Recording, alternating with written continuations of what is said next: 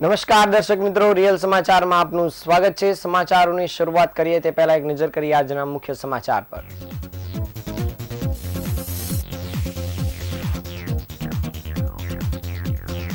સુરતમાં પોલીસ દ્વારા 1 જાન્યુઆરીથી 45 દિવસ માટે હેલ્મેટ ડ્રાઈવ ચલાવાશે। સરથાણામાં હત્યા કેસમાં સ્મિતના ફોનમાંથી ટ્રેડિંગ એપ્લિકેશન મળી, ક્રિપ્ટોકરન્સીમાં દેવાળું ફૂક્યું હોવાની શંકા। પલસાણામાં તુંડી ગામે નિવૃત્ત આર્મીમેનના પુત્રએ કર્યું ફાયરિંગ, 4ને ઈજા।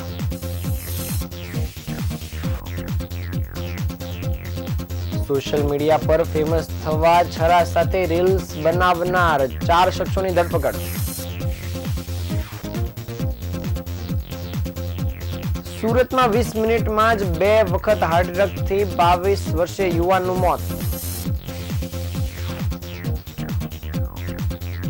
શહેરમાં સંગીતમય, કથાત્મક અને હવનાત્મક દત્ત બાવનીનું આયોજન કરાયું।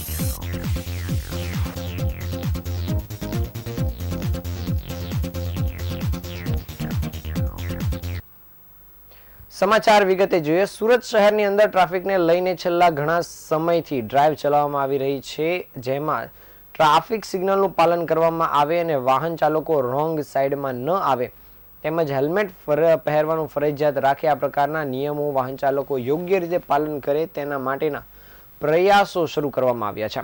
જો કે હવે રાજ્ય ગૃહમંત્રીના સૂચન મુજબ પોલીસ નિયમ ભંગ કરનારાઓ સામે FIR સુધીનો ગુનો દાખલ થશે।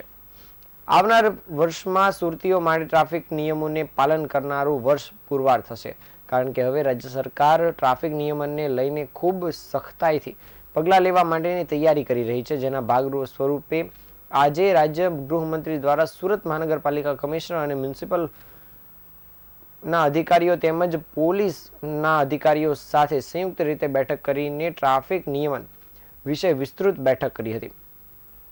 સુરત શહેરમાં દિવસે ને દિવસે ટ્રાફિક એક મોટો પડકાર બની રહ્યું છે અને સુરત પોલીસ કમિશનર અને સુરત મહાનગરપાલિકાના અધિકારીઓ દ્વારા ટ્રાફિક નિયમનને લઈને ટ્રાફિક સિગ્નલ અને ટ્રાફિક સર્કલ નાના કરવા કે દૂર કરવાના માટેના નિર્ણયો કર્યા હતા, જે મુજબ કામ પણ સુરત શહેરમાં છેલ્લા 4 થી 5 મહિનામાં જોવા મળી રહ્યું છે અને ટ્રાફિક સિગ્નલ લગાડ્યા બાદ શહેરમાં અકસ્માતો ઓછા થયા છે, પરંતુ હજુ ઘણા લોકો સતત ટ્રાફિક સિગ્નલ તોડતા હોવાનું જણાઈ આવ્યું છે, તેમજ લોકો રોંગ સાઈડ ઉપર પણ ખૂબ મોટા પ્રમાણે વાહન હંકારી રહ્યા છે, જેને કારણે શહેરમાં અકસ્માતો પણ થતા હોય છે।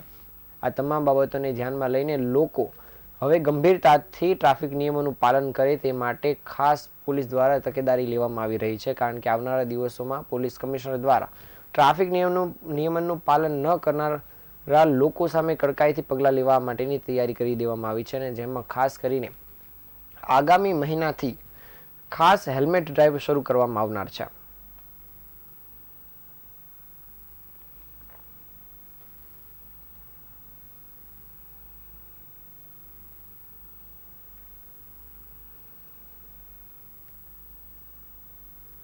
સુરતના સરથાણા વિસ્તારમાં પત્ની અને પુત્રની ક્રૂર હત્યા કર્યા બાદ માતા પિતા ઉપર ઘાતકી હુમલો કરી પોતાના ગળા સહિત શરીરના અલગ અલગ ભાગે ચપ્પુના ઘા મારી આપઘાતનો પ્રયાસ કરનાર સ્મિત જીયાણી સાતીર દિમાગનો અને પોલીસ તપાસમાં સહકાર આપવાના બદલે ગળામાં દુખે છે, આંખ બરાબર ખુલતી નથી તેમ કહી ગોળ ગોળ ફેરવી રહ્યો છે। બીજી તરફ તેના ફોનમાં ટ્રેડિંગ એપ્લિકેશન મળી આવી છે અને આ સાથે ક્રિપ્ટોકરન્સીમાં પણ રોકાણ કરતો હોવાથી તેમાં દેવાળું ફૂક્યું હોવાની શક્યતાના આધારે પોલીસે તે દિશામાં પણ તપાસ હાથ ધરી છે। ઉલ્લેખનીય છે કે તે તેના માતા પિતાને પણ ચપ્પુના ઘા માર્યા હતા, જેને પગલે હાલ તેની માતાની હાલત ગંભીર છે અને ICUમાં સારવાર લઈ રહી છે। સરથાણાના રાજન સ્વપ્નન સૂર્યા બિલ્ડિંગમાં રહેતો સ્મિત જીયાણીએ ગત શુક્રવારે સવારે 4 વર્ષના બાળક ચાહિત અને પત્ની હિરલની ઘાતકી હત્યા કર્યા બાદ પિતા લાભુભાઈ અને માતા વિલાસબેનના ગળા કાપી નાખ્યા હતા। પત્ની અને પુત્રને મોતને ઘાટ ઉતાર્યા બાદ માતા પિતા સાથે પણ હત્યાનો પ્રયાસ કરીને તેને લોહી લુહાણ કર્યા હતા। જોકે સ્મિતે પોતાના ગળા સહિત શરીરના અલગ અલગ ભાગ ઉપર પણ ચપ્પુના ઘા મારી જીવન ટૂંકાવવાનો પ્રયાસ કર્યો હતો। આ પ્રકરણમાં લાભુભાઈ અને સ્મિતની તબિયત સુધારો પર છે, જ્યારે માતા વિલાસબેન હજી પણ ICUમાં છે। પત્ની સ્મિતે કયા કારણસર હિચકારું પગલું ભર્યું તેનું કારણ જાણવા સરથાણા પીઆઈ મીનાબા ઝાલા 2 દિવસથી પ્રયત્ન કરી રહ્યા છે, પરંતુ સ્મિત જે રીતના ગતરોજ ગળું દુખે છે અને આંખ બંધ કરી દેતો હતો તેને લઈને તેનું વર્તન આજે પણ જોવા મળ્યું હતું. સ્મિતની સારવાર કરનાર ડોક્ટરના મત મુજબ સ્મિતની તબિયત સારી છે, પરંતુ જ્યારે પોલીસ તેની પૂછપરછ માટે પહોંચે એટલે ગળામાં દુખે છે અને બોલાતું નથી ને આંખ બરાબર ખુલતી નથી તેમ કહીને તપાસમાં સહકાર આપવાને બદલે ગોળ ગોળ ફેરવી રહ્યો છે. આઈફોનના પાસવર્ડ જ્યારે પોલીસે પૂછ્યા ત્યારે 1-2 આંકડા બોલ્યા બાદ ભૂલી ગયો છું ને યાદ નથી તેવું રટણ કર્યું હતું અને પોલીસે પાસવર્ડ લઈને ખોલતા તેમાંથી શેરબજાર સહિતની ટ્રેડિંગ એપ્લિકેશનો મળી આવી હતી અને બીજી તરફ સ્મિતે ક્રિપ્ટોકરન્સીમાં રોકાણ કર્યું હોવાનું જાણવા મળતા પોલીસે તે અંગેની પણ પૂછપરછ શરૂ કરી છે, જેમાં ટુકડે જવાબ મળતા તેમણે કહ્યું હતું કે હું રોકાણ કરતો હતો અને કરતો હતો, જેથી ક્રિપ્ટોકરન્સીમાં દેવાળું ફૂક્યું હોવાની આશંકા સાથે તે દિશામાં પણ પોલીસ દ્વારા તપાસ કામગીરી શરૂ કરવામાં આવી છે.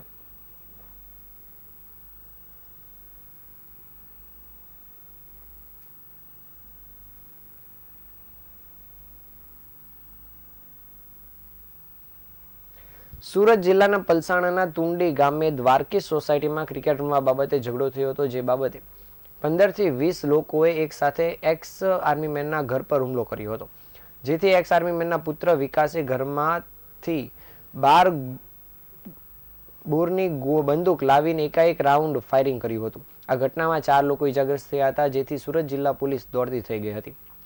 સુરત જિલ્લાના પલસાણા તાલુકાના તુંડી ગામે ગત રાત્રિએ ના રોજ ફાયરિંગની ઘટના બની હતી. તુંડી ગામે આવેલ દ્વારકેશ સોસાયટીમાં ક્રિકેટ રમતી વેળાએ બબાલ થતા કેટલાક લોકોનું ટોળું એક્સ આર્મીમેન અને સિક્યુરિટી ગાર્ડની એજન્સી ચલાવતા રામ નરેશસિંહ તોમરના ઘરે આવી ગયું હતું. બબાલ ઉગ્ર બનતા એક્સ આર્મીમેનનો પુત્ર વિકાસ ઘરમાંથી બહાર 12 બોર બંદૂક લઈને આવ્યો હતો અને અચાનક જ એક રાઉન્ડ ફાયરિંગ કર્યું હતું.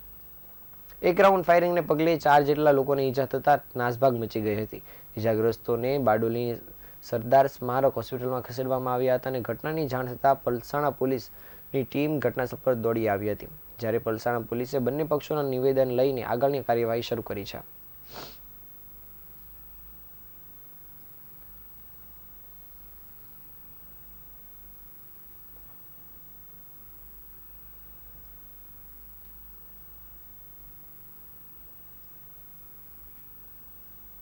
तो मैं तो उधर बैठी थी, तो मेरा भाई उधर से आ रहा था, वो उधर ही सोसाइटी में ही था. तो वो लोग है ना ऑटो भर के और बहुत सारी बाइक थी उनके पास, तो उस पर बैठ के आए थे सब, तो रख के उन लोग डंडा वंडा सब रख के लाए थे पहले से. फिर उन 3-4 औरतें थी और उनके साथ बहुत सारे आदमी थे, वो दारू पी के आए थे. तो मेरे भाई से ना मतलब बहुत चिल्ला के बोलने लगे औरतें, तो फिर मेरे मतलब सब बोलने लगे आदमी लोग. तो मेरे भाई ने थोड़ा ऐसे ऊँचे थोड़ा बोला ना तेज, तो वो उसको मारने लगे ईंट पत्थर से सबसे. तो वो 2-3 लड़के थे वो बचा रहे थे उनको, तो उनको भी मारा उन्होंने. फिर बहुत मारा उसको, सिर में से खून निकलने लगा था. फिर वो घर में गया, मतलब वो तो उसको छोड़ ही नहीं रहे थे, बहुत मार रहे थे. फिर वो घर में गया ना, तो डराने के लिए उसने ना वो बंदूक ले ली थी, ऊपर से डरा रहा था सिर्फ. तो फिर वो नीचे आया, फिर भी नहीं वो लोग गए, फिर भी अंदर घुस रहे थे घर के अंदर. फिर वो बाहर मतलब जैसे गेट के बाहर थोड़ा सा उनको डराने के लिए लाया, तो उन लोग ने ना छुड़ा लिया था उससे वो बंदूक. तो पता नहीं वो बहुत सारी भीड़ थी, तो उनने छुड़ा के फायरिंग कर दी थी. तो वो सब जो लगी है ना, मुझे लगी, मेरे भाई को इधर पैर में लगी है, वो अंकल मामा को लगी. फिर वो उसको है ना वो डंडे से और वो से ईंट से सबसे मारने लगे. આજના યુવાનોને રીલ્સ બનાવવાનું ઘેલું લાગ્યું છે કે કાયદાનો કોઈ ડર ન હોય તે રીતના વર્તન કરી રહ્યા છે, જ્યારે પોલીસને સીધો પડકાર આપી રહ્યા છે. ત્યારે વરાછામાં સોશિયલ મીડિયામાં ફોલોઅર્સ વધારવા માટે એક યુવકે પોલીસની નેમ પ્લેટ વાળું બોર્ડ સ્કોર્પિયો ગાડીના ડેશબોર્ડ પર રાખીને વિડીયો બનાવ્યો હતો અને આ વિડીયો સોશિયલ મીડિયામાં વાયરલ થયો હતો, જેથી પોલીસે યુવકની ધરપકડ કરી કાન પકડાવી માફી મંગાવી હતી. જ્યારે ઉત્તરાયણ પોલીસે 4 યુવાનોને ઘાતક રેમ્બો છરા સાથે ઝડપી પાડ્યા હતા અને 4 યુવાનોએ રીલ્સ બનાવવા અને લોકોમાં રોફ જમાવવા માટે ચપ્પુ લઈ વિડીયો બનાવ્યા હતા. હાલ પોલીસે આરોપીઓની ધરપકડ કરીને 3 રેમ્બો છરા કબજે લઈને કાયદેસરની કાર્યવાહી શરૂ કરી છે. સુરતની ઉત્તરાયણ પોલીસે રીલ્સ બનાવવા ઘાતક ચપ્પુ જેવા હથિયારો લઈને વિડીયો બનાવી અપલોડ કરનારા 4 શખ્સોને ઝડપી પાડ્યા છે. ઉત્તરાયણ પોલીસે 4 યુવાનો પાસેથી 3 રેમ્બો છરા કબજે કર્યા છે અને પોલીસે કોમ્બિંગ દરમિયાન આરોપીઓને ઝડપી પાડ્યા છે. પોલીસે યશ ઉર્ફે માફિયા કંઠવાડિયા તેમજ મેહુલ ફળદુ રોશન કસવાલા અને કાર્તિક ઉર્ફે કરણ ચૌહાણની ધરપકડ કરી છે. આરોપીઓ સોશિયલ મીડિયામાં વિડીયો અપલોડ કરતા ઘાતક હથિયારો લઈને ફરતા હતા અને આ સાથે લોકોમાં ડર અને ધાક જમાવવા માટે ચપ્પુ લઈને ફરતા હતા. જેમાં યશ ઉર્ફે માફિયા કંઠપાડિયા વિરુદ્ધ બારડોલી પોલીસ મથક અને સરથાણા પોલીસ મથકમાં ગુનો નોંધાયેલો છે, જ્યારે કાર્તિક ઉર્ફે કરણ ચૌહાણ વિરુદ્ધ સરથાણા પોલીસ મથકમાં ગુનો નોંધાયેલો છે. હાલ પોલીસે ચારેય આરોપીઓને લઈને આગળની કાર્યવાહી શરૂ કરી છે.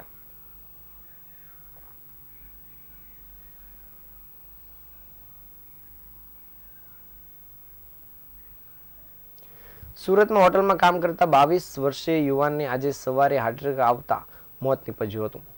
વહેલી સવારે 8 વાગ્યે એક હાર્ટ એટેક આવ્યા બાદ ફરી એક વખત 20 મિનિટમાં જ બીજો હાર્ટ એટેક આવ્યો હતો, જેને કારણે તેનું મૃત્યુ થયું હતું. અત્રે ઉલ્લેખનીય છે કે મૃતક યુવાન 8 દિવસ પહેલા જ અહીં કામ માટે સુરત આવ્યો હતો.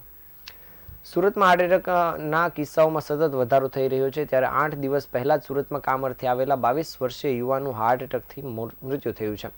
સુરતના મગદલ્લા ગામ ખાતે રહેતા 22 વર્ષીય મુરત લોઢી નામના યુવાનને આજે સવારે 8 વાગે પહેલો હાર્ટ એટેક આવ્યો હતો, જેથી તે બેભાન થઈ ગયો હતો અને ત્યારબાદ રૂમમાં રહેતો મિત્રએ તાત્કાલિક સારવાર અર્થે તે સ્વસ્થ થયો હતો.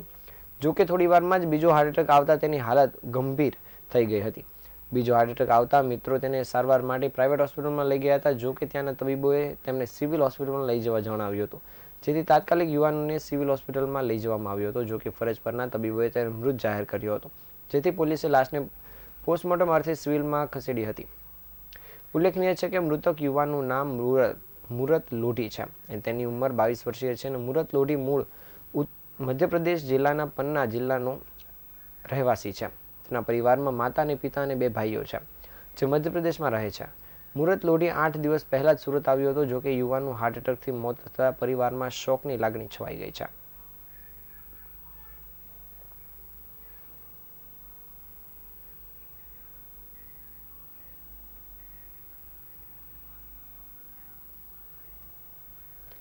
દાનવીર કર્ણની ભૂમિ ગણાતા સુરતમાં દાતાઓ દ્વારા અલગ અલગ કાર્યક્રમોનું આયોજન કરવામાં આવતું હોય છે.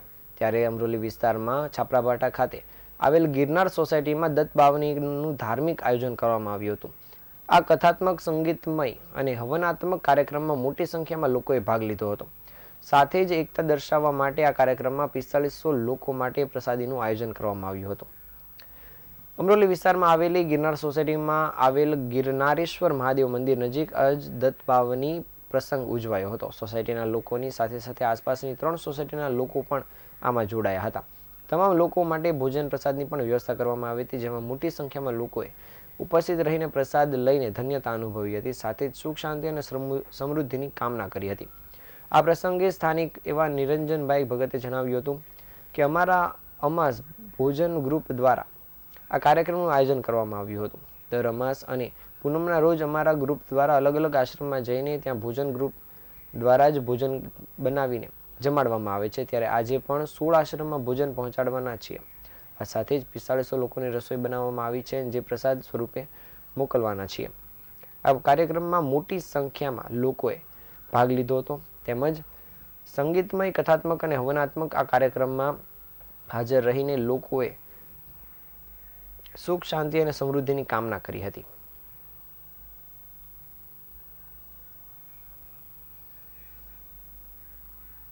નિરંજન મહંત, ત્રેસઠ number Girnar society, Chhaprabhatha road, Amroli. આજે અમે દત્ત બાવની એટલે કે સાયણ પરિયા ગામનું મંડળ છે, જેમને બોલાવીને 52 દત્ત બાવની સંગીતમય અને પાઠાત્મક અને એની સાથે અમે 52 દત્ત બાવનીના હવનાત્મક એટલે કે એક દત્ત બાવની પૂરી થાય એટલે હવન આપવાની સાથે અમે 52 દત્ત બાવનીનો પ્રોગ્રામ રાખ્યો છે. એ સાથે અમે અમારું એક અમાસ ભોજન ગ્રુપ છે. આ ગ્રુપમાં જે પણ સભ્યો છે રાજી ખુશીથી દર મહિને પોતાની સ્વેચ્છાએ, પોતાની ઈચ્છાથી અને પોતાની શક્તિ પ્રમાણે જે પણ કંઈક રકમ આપે છે, તેમાંથી અમે દર મહિનાની અમાસ અને પૂનમ આ 2 દિવસ અમારા નક્કી જ હોય છે. એ ઉપરાંત જો કોઈ મહિનામાં કોઈ પણ આપણા હિન્દુ તહેવાર આવતા હોય છે, તો એ તહેવારોએ પણ અમે અલગ અલગ આશ્રમોમાં ત્યાં જઈને બનાવીને ત્યાંના આશ્રમોના જે પણ સંખ્યા જેટલી પણ હોય છે તે લોકોને અમે ભોજન જમાડીએ છીએ. આ અમારા અમાસ ભોજન ગ્રુપનો એક મુખ્ય કાર્યક્રમ છે. સુરત શહેરના નાનપુરા વિસ્તારમાં આવેલ રોટરી આર્ટ ગેલેરી ખાતે કલા પ્રદર્શનનું ભવ્ય આયોજન કરવામાં આવ્યું છે. આ કલા પ્રદર્શનનું આયોજન 28 ડિસેમ્બરથી શરૂ કરવામાં આવ્યું છે, જે આગામી તારીખ 2 જાન્યુઆરી સુધી ચાલનાર છે. સુરતમાં કલા રસિકો માટે સુરતના નાનપુરા વિસ્તારમાં આવેલ Dilip Paresh Rotary Hall Rotary Art Gallery ખાતે કલા પ્રદર્શનનું આયોજન કરવામાં આવ્યું છે, જેનું શનિવારે ઉદ્ઘાટન કરવામાં આવ્યું હતું. આ કલા પ્રદર્શનનું આયોજન 28મી ડિસેમ્બરથી તારીખ 2 જાન્યુઆરી સુધી કરવામાં આવ્યું છે. આ કલા પ્રદર્શનમાં જુદી જુદી કલાકૃતિઓ રજૂ કરવામાં આવી છે, તેમજ જુદા જુદા આર્ટિસ્ટો અને મુખ્યત્વે કલા રસિકોને નયનરમ્ય ગમી જાય તેવી જુદી જુદી કૃતિઓ રજૂ કરાઈ છે. આ પ્રસંગે મયંકભાઈ કાપડિયાએ જણાવ્યું હતું કે દર વર્ષે ડિસેમ્બરમાં બધા કલાકારો ભેગા થઈને અલગ અલગ કૃતિઓની રચના કરીને અહીંયા પ્રદર્શિત કરીએ છીએ, અને આ વખતે પણ ઘણા બધા વિષયોને લઈને અમે અહીં આવ્યા છે. આ એક્ઝિબિશન આગામી તારીખ 2 જાન્યુઆરી સુધી ચાલનાર છે, ત્યારે કલા રસિકો માટે આ એક અનેરો અવસર કલા પ્રદાનને નિખારવાનો છે.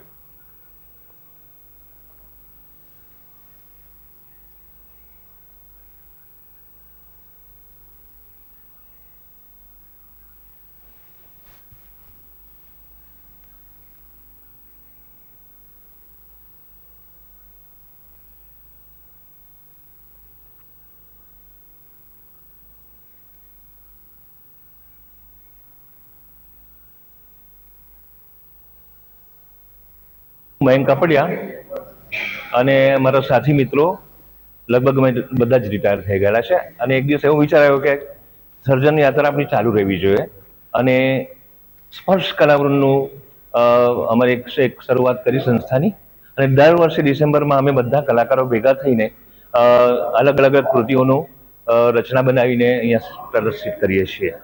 એટલે આ વખતે પણ ગ્રામીણ ફલક ઉપર, આધુનિક ફલક ઉપર, લેન્ડસ્કેપ્સ, સ્પિરિચ્યુઆલિટી પર ઘણા બધા વિષયો લઈને અમે આવી રહ્યા છે, અને આ એક્ઝિબિશન આજથી તારીખ 2 જાન્યુઆરી સુધી ચાલુ રહેવાનું છે. આપ સૌને પધારવા હાર્દિક નિમંત્રણ છે. નવું એક વારલી પેઇન્ટિંગ અને ગ્રામીણ શૈલી જે ભૂલાતી જતી જાય છે એ તમને સામે દેખાશે. એ શૈલી બહુ જ જૂજ જોવા મળતી હોય છે, અને એને પાછી અમે જીવતી રાખી છે, અને એ પ્રયત્ન અમારો જીવનભર રહેશે, કારણ કે બહુ જ જૂજ જોવા મળે છે. રિયાલિસ્ટિક પેઇન્ટિંગ સામેની દિશામાં અજીતભાઈ ચૌધરી કરીને અમારા કલાકાર છે, એમણે સર્જન કર્યું છે. સુરતના અમરોલી વિસ્તારમાં આવેલ પ્રમુખ વિદ્યાલય દ્વારા સંસ્કૃતિ નિર્માણ સ્પર્ધાનું આયોજન કરવામાં આવ્યું હતું, જેમાં 72 જેટલા વિદ્યાર્થીઓ અને વિદ્યાર્થિનીઓએ અલગ અલગ પાત્રો ભજવ્યા હતા, જેમાં રામ, સીતા, જાનકી બનીને તો કોઈ ઝાંસીની રાણી બનીને આવ્યા હતા, જ્યારે બાળકોએ અલગ અલગ વેશભૂષાઓ ધારણ કરી હતી. આજની ફેશનની ભાગદોડ વચ્ચેની જિંદગીમાં ખાસ કરીને આજનું યુવાધન 31st અને નવા વર્ષની ઉજવણીમાં નશા તરફ ધકેલાઈ રહ્યું છે. તેવામાં સુરત શહેરના અમરોલી વિસ્તારમાં આવેલ પ્રમુખ વિદ્યાલય દ્વારા સંસ્કૃતિ અને ધર્મને આગળ ધપાવવા નાના બાળકોમાં પણ સનાતન ધર્મના સંસ્કારો સાથે સિંચન થાય તેવા હેતુસર આજે સંસ્કૃતિ નિર્માણ સ્પર્ધાનું આયોજન કરવામાં આવ્યું હતું, જેમાં શાળાના 72 જેટલા બાળકોએ જુદા જુદા પાત્રોમાં તૈયાર થઈને આવ્યા હતા, જેમાં બાળકો રામ, સીતા, હનુમાન, લવકુશ, ઝાંસીની રાણી સહિતના વિવિધ પાત્રો ભજવીને શાળા દ્વારા સુંદર કાર્યક્રમનું આયોજન કરવામાં આવ્યું હતું. આ પ્રસંગે પ્રમુખ વિદ્યાલયના પરેશભાઈ પટેલે જણાવ્યું હતું કે બાળકોના શિક્ષણ સાથે ધર્મનું સિંચન થાય તે ખૂબ જરૂરી છે, અને વ્યસનથી દૂર રહીને ધાર્મિક તરફ બાળકોને વાળવાનો એક નાનકડો પ્રયાસ છે, તેમાં વાલી સહિતના લોકો સહકાર આપી રહ્યા છે. ત્યારે આવનારા સમયમાં આપણે સૌ સહિયારો પ્રયાસ કરીએ તો ચોક્કસ વ્યસનને અટકાવી શકીએ તેમ છીએ.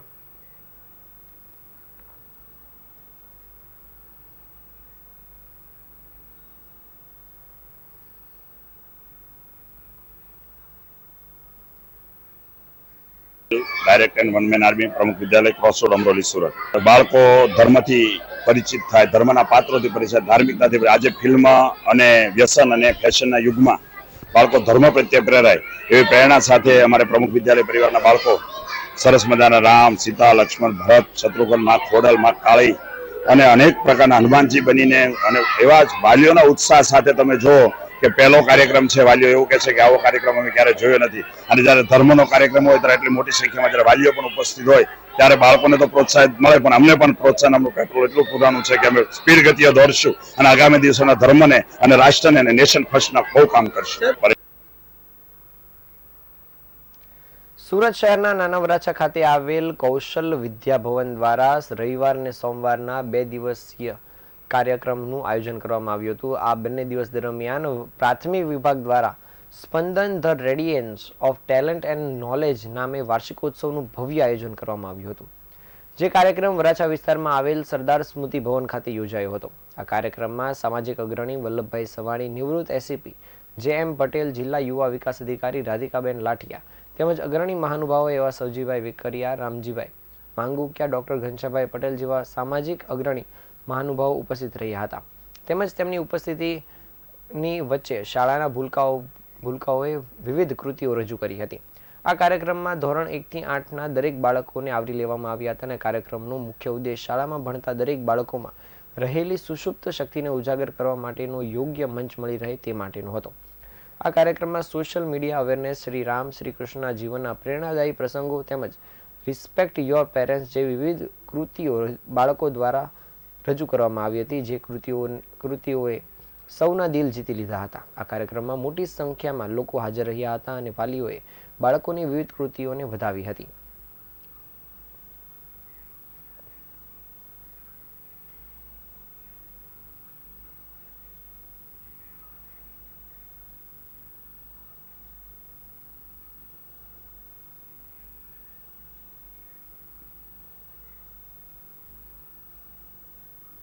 મારું નામ રિદ્ધિ ગઢિયા છે. હું કૌશલ વિદ્યા ભવનમાં પ્રિન્સિપલ તરીકેની ફરજ બજાવું છું. આપણે અહીંયા વાર્ષિક કાર્યક્રમનું આયોજન કરેલ છે, જે ટોટલ 2 દિવસનું છે અને 4 સ્લોટમાં ડિવાઈડ કરેલું છે. આશરે 1500 જેટલા બાળકોએ આમાં ભાગ લીધેલો છે. અને આ વાર્ષિક ઉત્સવનો મુખ્ય હેતુ એ છે કે બાળકોમાં રહેલી સુષુપ્ત શક્તિ જે છે એ બહાર આવે. અને એક પ્લસ પોઈન્ટ એ છે કે આમાં અમે સિલેક્ટેડ બચ્ચાઓને સ્ટેજ પર નથી લાવ્યા, પણ અમારી એન્ટાયર સ્કૂલ જે છે પ્રાઇમરી સેક્શન એના બધા જ બાળકોએ પાર્ટિસિપેટ કર્યો છે. Whole class on the stage. ઘણી બધી એવી કૃતિ છે જેમાં મુખ્યત્વે સોશિયલ મીડિયા અવેરનેસ, કે આજકાલ બધા બાળકો જે છે એ મોબાઈલના એડિક્ટ થઈ ગયા છે, તો એના સાઈડ ઇફેક્ટ શું છે અને એના એડવાન્ટેજ શું છે એ બતાવ્યું. પ્લસ અત્યારે એક પેરેન્ટ્સ માટે અમે લોકોએ એક્ટ કરી હતી, ગ્રાન્ડ પેરેન્ટ્સ માટે, કે અત્યારે જે બાળકો છે પોતાના પેરેન્ટ્સને ઓલ્ડ એજ હોમમાં મૂકી આવે છે, તો એ નહીં હોવું જોઈએ. જ્યારે એ લોકો જ્યારે ગઢા થશે, જો એવું જ એમના બાળકો એમની સાથે કરશે તો એમને કેવું લાગશે. એક એવું સોશિયલ મેસેજ આપતો એક્ટ હતી, એ પણ બધાને બહુ ગમી. ત્યાર પછી અમે લોકોએ વધારે કલ્ચરલ ઇવેન્ટ ઉપર વધારે ફોકસ કર્યો છે, કે જેથી કરીને આપણા બાળકો જે છે આપણી ભારતીય સંસ્કૃતિને શીખે. સુરતમાં 20 વર્ષ પહેલા પૂર્વ એરફોર્સ જવાને પ્રેમલગ્ન કર્યા બાદ પત્નીના અનૈતિક સંબંધ હોવાથી હત્યા કરી હતી. ત્યારબાદ પતિએ પુત્રને લઈને ઘરને લોક મારી ભાગી ગયો હતો. જોકે ઉદયપુર અને ત્યાંથી આગ્રા પહોંચી ગયો હતો, જ્યાં તેણે બીજા લગ્ન કરી છેલ્લા 20 વર્ષથી કરિયાણાની દુકાન ચલાવી રહ્યો હતો. જોકે પોલીસે વેશપલટો કરી આરોપીને આગ્રા શહેરથી ઝડપી પાડ્યો છે. વર્ષ 2004માં રાંદેર વિસ્તારમાં એક મહિલાની હત્યા થઈ હતી અને 2004માં રાંદેર પોલીસ સ્ટેશનમાં વિસ્તારમાં આવેલ આનંદ મંગલ સોસાયટીમાં મકાનમાં ભાડેથી રહેતા યુવકે પોતાની પત્નીને કોઈ અગમ્ય કારણોસર મારી મોતને ઘાટ ઉતારી દીધી હતી. ત્યારબાદ આરોપી મકાનનો દરવાજો લોક કરી પોતાના પુત્રને લઈ ભાગી ગયો હતો. આ બાબતે 2004માં રાંદેર પોલીસ સ્ટેશનમાં હત્યાનો ગુનો નોંધવામાં આવ્યો હતો અને તપાસમાં આરોપીએ પોતાની પત્નીનું કથિત રીતે અનૈતિક સંબંધ હોવાના શંકાના આધારે તેની હત્યા કરી હતી, જેથી તેની શોધખોળ શરૂ કરવામાં આવી હતી. જોકે છેલ્લા 20 વર્ષથી તે ભાગતો ફરતો હતો. સુરત ક્રાઇમબ્રાન્ચ પોલીસની ટીમે આ મામલે ટેકનિકલ સર્વેલન્સ અને હ્યુમન ઇન્ટેલિજન્સનો ઉપયોગ કરીને આરોપી સુધી પહોંચી હતી. લાંબી તપાસ બાદ આરોપી આગ્રામાં મળી આવ્યો હતો અને પૂછપરછમાં આરોપીએ કબૂલાત કરી હતી કે તેણે જ પોતાની પત્નીની હત્યા કરી હતી. હત્યા બાદ તે આગ્રા આવીને બીજા લગ્ન કરીને રહેતો હતો અને પોલીસે વેશપલટો કરીને વોચ ગોઠવી હતી. જ્યારે આ કામગીરી દરમિયાન ઉત્તર પ્રદેશના આગ્રા શહેર ખાતેથી આરોપી વિનોદ કુમાર શર્માની ધરપકડ કરવામાં આવી છે. હાલ પોલીસે આ આરોપીને લઈને આગળની કાર્યવાહી શરૂ કરી છે.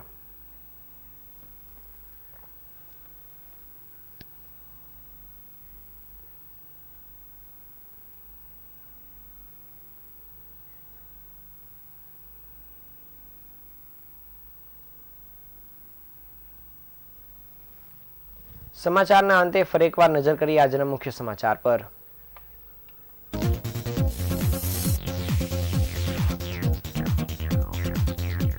સુરત શહેરમાં પોલીસ દ્વારા 1 જાન્યુઆરીથી 45 દિવસ માટે હેલ્મેટ ડ્રાઈવ ચલાવાશે.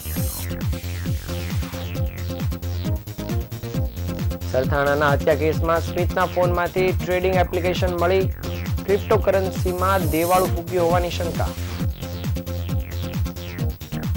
પલસાણામાં તુંડી ગામે નિવૃત્ત આર્મીમેનના પુત્રે કર્યું ફાયરિંગ, 4 ને ઈજા.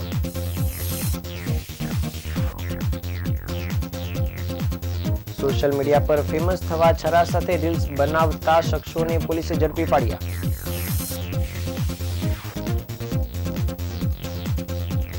સુરતમાં 20 મિનિટમાં જ 2 વખત હાર્ટ એટેકથી યુવાનનું મોત.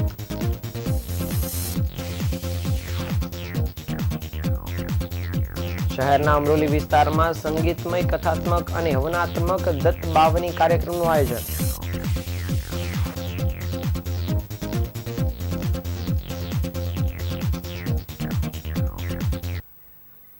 આ હતા આજના સમાચાર. નવા સમાચારો સાથે ફરી મળીશું. ત્યાં સુધી રજા આપશો. નમસ્કાર.